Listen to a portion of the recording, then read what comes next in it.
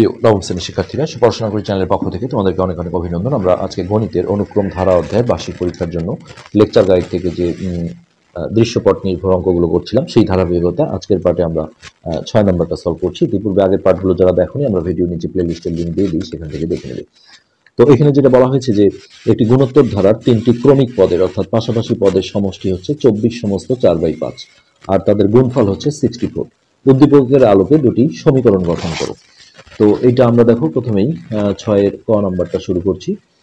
তো এখানে যে বিষয়টা, এখানে দেখো প্রথম পদকে আমরা যদি এ হিসেবে ধরি, প্রথম পদ সমান এ, এটা আসলে আমরা জানি যে প্রথম পদ এ, তারপরে একটু আমরা ধরে নিচ্ছি এই জায়গাটায়।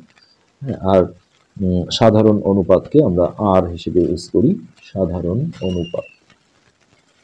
তো সাধারণ অনুপাত যদি আর হয় তাহলে অতএব দেখো আমরা শর্ত মতে দুটো সমীকরণ গঠন করে ফেলব।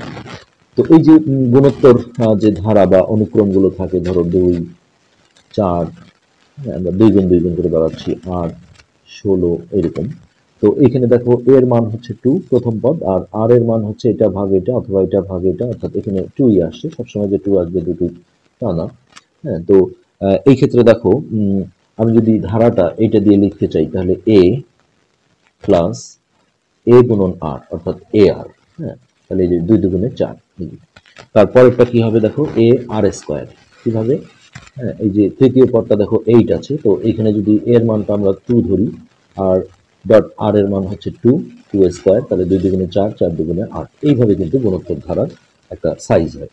অর্থাৎ এ প্লাস এখানে হবে এ আর প্লাস এ আর স্কোয়ার, এরপরে যদি আরও দাও তাহলে এ আর কিউব, এইভাবে যাবে, তিনটা দিলেই হবে। তো এইটার সমষ্টি হচ্ছে যে তিনটা ক্রমিক পদের সমষ্টি দেওয়া ছিল 24 সমস্ত 4/5। এটা মিশ্রটা ভেঙে দিতে পারো, এটা আমরা এখানে ছেড়ে দিলাম, এটা আমাদের 1 নং সমীকরণ হয়ে গেল। তো আবার দ্বিতীয় শর্ত হচ্ছে যে তাদের গুণফল ছিল। তো এই যে ক্রমিক পদগুলো হচ্ছে গুণোত্তর ধারার এটা, অর্থাৎ এ গুণন এ আর গুণন এ আর স্কোয়ার। তো এই তিনটার গুণফল দেওয়া ছিল 64। তো এটা আমরা একটু ক্যালকুলেট করি। এখানে দেখো এ তিনটা এ গুণ করলে হবে এ কিউব, আর আর স্কোয়ার গুণন আর করলে হবে আর কিউব। তো ক নম্বরে দেখো দুটো সমীকরণ চেয়েছিল, জাস্ট এটা আমরা গুণ করে দিয়ে এখানে 64 সমান দিয়ে এটা আমাদের 2 নং সমীকরণ। তাহলে এই দুটোই হচ্ছে আমাদের ক নম্বরের অ্যান্সার। ওকে, খ নম্বরে যেটা বলেছে সেটা হচ্ছে যে ধারাটির প্রথম পদ এবং সাধারণ অনুপাত নির্ণয় করো, অর্থাৎ এর মান এবং আর এর মানটা আমাদের বের করতে হবে। তো আমরা ওই সমীকরণ দুটোই কিন্তু সমাধান করে কাজ করব। তো ক হতে ওই 1 আর 2 এই দুটো সমীকরণ আমরা তুলে নিয়ে আসবো। তাহলে 1 নং ছিল এ প্লাস এ আর প্লাস হচ্ছে এ আর স্কোয়ার, এ আর স্কোয়ার। তো এটার মান ছিল 24 সমস্ত 4/5, এটা ছিল 1 নং। এরপর 2 নং যেটা ছিল আমাদের এ কিউব আর কিউব ইকুয়াল হচ্ছে 64, এটা 2 নং সমীকরণ। তো এই যে এইখানে আমরা যেটা তখন দেখালাম, এটা নিশ্চয়ই তোমরা বুঝতে পেরেছো। আর এখানে তো আসলে গুণফল ডিরেক্ট দেয়া ছিল, মানে আসলে গুণোত্তর ধারার যখন এ আর আর দেয়া থাকে তখন প্রথম পদ হয় এ, দ্বিতীয় পদ এ আর, তৃতীয় পদ এ আর স্কোয়ার, চতুর্থ পদ হয় এ আর কিউব, এইভাবে যেতে থাকে। তো এখন এই সমীকরণ দুটো আমরা সমাধান করতে গেলে যেটা আমরা করতে পারি, আমরা 2 নং থেকে দেখো কিছু কাজ করে নেব। এখানে এ আর আরটা একখানে দিয়ে ব্র্যাকেট দিয়ে আমরা কিউবটা দিলাম, আর এখানে থাকলো 64। তো এখন আমরা পাওয়ার পাওয়ার যদি একই করতে পারি তাহলে পাওয়ারটা ক্যান্সেল করে দিয়ে ভিত্তি ভিত্তি সমান এইটা আমরা লিখতে পারি। তো তার জন্য আমরা যেটা করব, ফার্স্টে এ আর কিউব এটা থাকলো, আর এইখানে দেখো 4 এর উপর কিউব দিলে কত 64 হয়। তো এখন এই যে পাওয়ারটা যেহেতু আমরা সমান করেছি, হ্যাঁ, কখনো যদি ভিত্তি সমান করা হয় তাহলে ভিত্তি ভিত্তি বাদ দিয়ে পাওয়ার পাওয়ার সমান, আর যদি পাওয়ারটা সমান করা হয় তাহলে পাওয়ার পাওয়ার বাদ দিয়ে ভিত্তি ভিত্তি সমান লেখা যায়। অর্থাৎ এই যে এটা হচ্ছে ভিত্তি আর এখানে এটা ভিত্তি, তাহলে এ আর সমান হচ্ছে 4। তো এখান থেকে আমরা দেখো এ বা আর যে কোনো একটা মান বের করে নেব। এ সমান হচ্ছে 4/r, আরটা গুণ ছিল এই পাশে এসে ভাগ হয়ে গেল। তো এটাকে আমরা 3 নং নাম দিলাম। এখন এই এর মানটা নিয়ে গিয়ে আমরা হচ্ছে যে 1 নং সমীকরণে বসাবো। তো এ এর মান 1-এ বসাই। তো আমাদের 1 নং ছিল এ প্লাস এ আর প্লাস এ আর স্কোয়ার ইকুয়াল হচ্ছে এটা 24 সমস্ত 4/5। তো এখন দেখো এর মানটা আমরা বসাবো, এর মান হচ্ছে 4/r প্লাস, আবারও এখানে এর মানটা বসাও 4/r ইন্টু আর, প্লাস এখানে আবারও এর মানটা যদি বসাই, তাহলে এর মান হচ্ছে 4/r ইন্টু এখানে থাকছে আর স্কোয়ার। আর এই মিশ্র ভাঙানো নিশ্চয়ই তোমরা জানো, এই দুটো গুণ করে তার সাথে এটা যোগ করতে হয়, আর হরটা হরেই থাকে। তো এই দুটো গুণ করে হবে 4×5 = 20, 0 হাতে 2, 5 × 120, তার সাথে 4 যোগ করলে হবে 124। ওকে, তো এবার আমরা দেখো আস্তে আস্তে এটা ক্যালকুলেশন করব। তো এখানে আর আর কিন্তু কেটে যায়, আর এখানে একটা আর কাটলে একটা আর থেকে যায়, অর্থাৎ এখানে থাকলো 4/r প্লাস এখানে শুধু 4, আর এটা পাওয়ার অবস্থায় কাটা যায় না, এটা বুঝে নিতে হবে যে একটা আর কাটা গেলে এখানে 4r থাকে, আর এই পাশে ছিল 124/5। ওকে, তো এবার এইটা যেহেতু এইটা কিন্তু যোগ করা যাবে না, যেহেতু এর সাথে কোনো আর নেই। আমরা ফাইনালি এখন একটা লসাগু করে যোগ করব। এই দুটোর নিচে দেখো একটু 1 ধরে লসাগু হবে আর, তো আর দিয়ে আর কে ভাগ করলে একবার যায়, সেই এক দিয়ে উপরে গুণ করলে এখানে হবে 4, প্লাস নিচে দেখো 1 আছে, 1 দিয়ে আসলে যাতেই ভাগ করা হয় তাই হবে, অর্থাৎ 1 দিয়ে আর কে ভাগ করলে আর বার যায়, সেই আর দিয়ে উপরে গুণ করলে 4r, যেটা ভগ্নাংশের যোগ বিয়োগের নিয়ম। তো এর নিচে আবারও দেখো একটা 1 আছে, 1 দিয়ে একে ভাগ করলে আর হয়, আর দিয়ে এটাকে গুণ করলে 4r²। এই, তো এবার আমরা আর গুণন অর্থাৎ বজ্র গুণন করব। তো এই কোণাটা যদি আমরা আগে গুণ করি, তাহলে এটা হচ্ছে 4×5 = 20, প্লাস এখানে আবারও হচ্ছে 4×5 = 20r, প্লাস এটা গুণ করে হবে 20r², আর এই পাশে হবে 124r। তো এবার আমরা এটা মিডিল টার্ম করতে হবে, যেহেতু আস্তে আস্তে সাইজ করে নিই। r² পাওয়ারটা সবার সামনে দিলাম 20r², তারপরে প্লাস 20r, আর এইটাকে এই পারে মাইনাস করে নিয়ে আসলাম, যেহেতু এটার সাথে একটা যোগ বিয়োগ হবে, আর প্লাস 20টাকে আমরা লাস্টে দিয়ে এই পাশে রেখে দিলাম 0।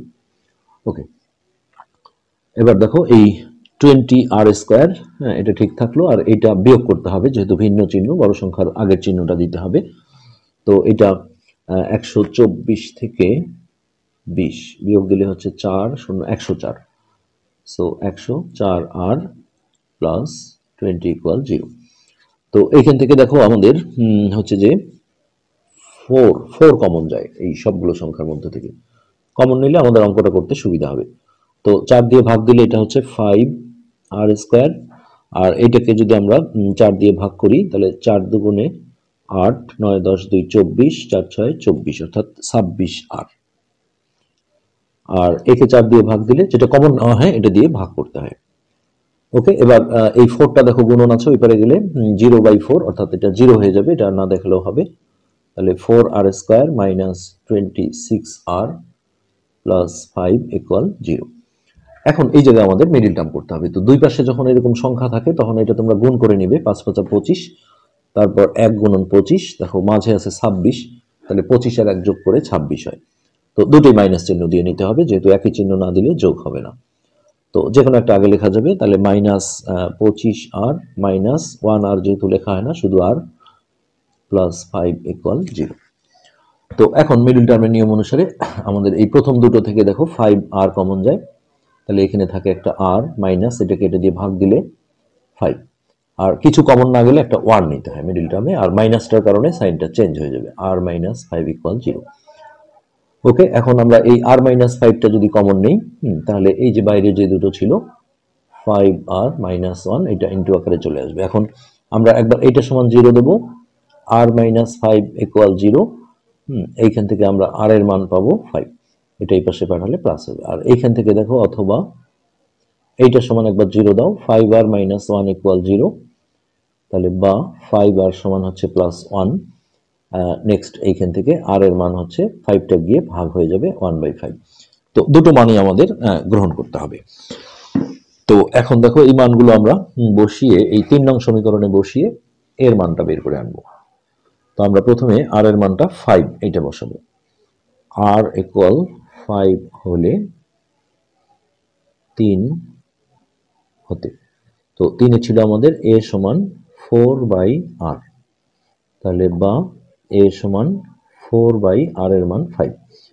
এরপর r এর মান 1/5 হলে দুটো করে মান আসবে 3 হতে, তাহলে 3 ছিল আমাদের a = 4/r, তাহলে বা এ সমান 4 এই আর এর মান হচ্ছে 1/5। তো এই যে এই তিনতলা ভগ্নাংশ, এটা ভাঙতে গেলে দেখো প্রথমে এই বড় টানের উপরের অংশটা আগে লিখতে হয়। তো বা এ সমান 4 আর গুণ চিহ্ন দিয়ে, এটা আসলে ভাগ চিহ্ন, এটা উল্টায় দিতে হয়। উল্টালে নিচের একের কোনো ভ্যালু নেই, এটা বাদ দিলেও হবে, অর্থাৎ এর মান হচ্ছে 20। তো এখানে দেখো এই মানগুলোই চেয়েছিল। তো আমরা এখন ফিনিশিং দেব যে প্রথম পদ, যেহেতু দুটো করে অ্যান্সার, প্রথম পদ 20, অর্থাৎ 20 হলে আর সমান হচ্ছে কত, 4/5।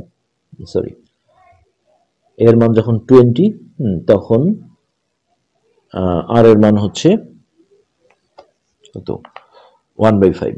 1/5 এখানে এও লিখে দিই। আবার এর মান যখন 4/5, এর মান যখন 4/5 হলে তখন আর এর মান ছিল হচ্ছে 5, যেটা আমরা উপরে করলাম। তো এটি কিন্তু আমাদের খ নম্বর কোশ্চেনের অ্যান্সার। নেক্সট আমরা গ নম্বরে যাই। আচ্ছা, গ নম্বরে যেটা একটা দেখো সমষ্টি চাওয়া হয়েছে এখানে। সাধারণ অনুপাত, এই যে 1/5টা নিতে বলা হয়েছে। তো সেক্ষেত্রে সাধারণ অনুপাত 1/5 হলে আমাদের এর মান যেটা, সেটা নিয়ে আমরা কাজ করব, ধারাটির সমষ্টি। কিন্তু এখানে দেখো ধারাটির আসলে কতটি পদের সমষ্টি এটা বলা নেই। তো এই ধরনের অঙ্কের ক্ষেত্রে আমাদের অসীম ধারার যে সমষ্টি আমরা পড়েছিলাম বইয়ে, হ্যাঁ, এই যে এই সূত্রটা ছিল সামেশন, মানে এস ইনফিনিটিভ চিহ্ন, এই যে এরকম, এই সূত্রটা দিয়ে আমাদের ইউজ করতে হবে। তো গ নম্বর আসলে ছোট। তো গ নম্বরে গিয়ে আমরা যেটা করব, যে এখানে আর এর মান বলে দেওয়া হয়েছে 1/5। তো সেক্ষেত্রে এর মান যেটা 1/5 আর এর মান নেওয়াতে, এই যে এখানে আমরা যেটা করলাম যে 1/5 আর হলে এর মান, প্রথম পদের মান হচ্ছে 20, এইটা আমরা নেব। তো অতএব ধারাটির সমষ্টি, অঙ্কটা কিন্তু সুন্দর অঙ্ক ছিল, আনকমন। তো এস এইখানে ইনফিনিটিভ চিহ্ন, তাহলে এ বাই 1 মাইনাস আর, এটা হচ্ছে অসীম গুণোত্তর ধারা সমষ্টি সূত্র। সো যখন তোমাদের বলবে না যে কতটা পদের সমষ্টি, তখন এই সূত্রটা বুঝতে হবে যে এটা কাজে লাগবে। তো এর মান 20/1 মাইনাস আর এর মান হচ্ছে 1/5। তো নিচে আমরা লসাগু করে বিয়োগ করে নেব। 20 এই বড় টানটা থাকলো, এইখানে দেখো লসাগু হবে 5। তো এর নিচে একটা 1 আছে, 1 দিয়ে কে ভাগ করলে 5 বার যায়, সেই 5 দিয়ে উপরে গুণ করলে 5 ওকে 5, মাইনাস 5 দিয়ে 5 কে ভাগ করলে 1, 1 দিয়ে কে গুণ করলে 1 ওকে 1। ওকে, তাহলে এটা হলো 20 বাই, এটা বিয়োগ করে হচ্ছে 4/5। তো এই যে তখনকার মতো তিনতলা ভগ্নাংশটা ভাঙতে গেলে উপরের 20 লিখে এটা আমরা গুণ চিহ্ন দিয়ে উল্টায় দেবো। তো এটা 4×5 20, তাহলে হচ্ছে 5×5 25। এটি কিন্তু আমাদের এই কোশ্চেনের অ্যান্সার। আজকের পার্ট আমরা এখানে শেষ করছি। ধন্যবাদ।